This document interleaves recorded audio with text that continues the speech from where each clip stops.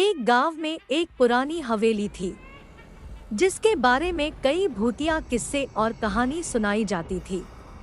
कहते थे कि रात इस हवेली से अजीब अजीब आवाज आती थी और उस गांव के कुछ लोगों का कहना था कि वे रात में भूतों को देखते हैं।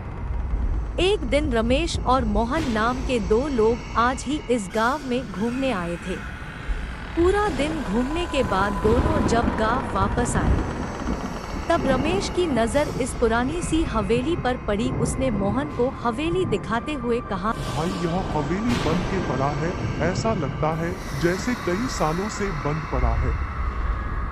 रमेश की बात सुनकर बोला, मुझे क्या पता भाई, मैं भी तेरे साथ पहली बार यहाँ आया हूँ। यही सब बात करते हुए दोनों अपनी आपने गांव की ओर चले गए और वहां पहुंचते ही रमेश होटल के एक आदमी से पूछा, अरे भैया, वो गांव के पास वाली हवेली बंद क्यों पड़ा है? रमेश की बात सुनकर वो आदमी बोला, भैया वो एक भूतिया हवेली है, इस वजह से वहाँ कोई नहीं जाता। उस आदमी की बात सुनकर रमेश बोला, अरे भाई जी, मजाक मत करो और सही बताओ। रमेश की बात सुनकर वह आदमी गुस्सा होते हुए बोला, अगर मेरी बातों पर विश्वास नहीं है तो खुद ही जाकर देख लो। इतना बोलकर वो आदमी वहां से चला गया।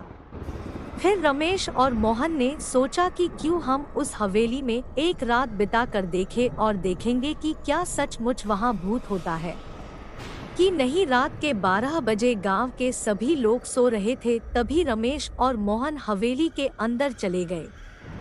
वहां सब कुछ सामान्य चल रहा था, लेकिन रमेश और मोहन की धड़कनें तेज होने लगी जब उन लोगों ने एक आवाज सुनी। उस आवाज के साथ उनकी नजर वहां पड़ी।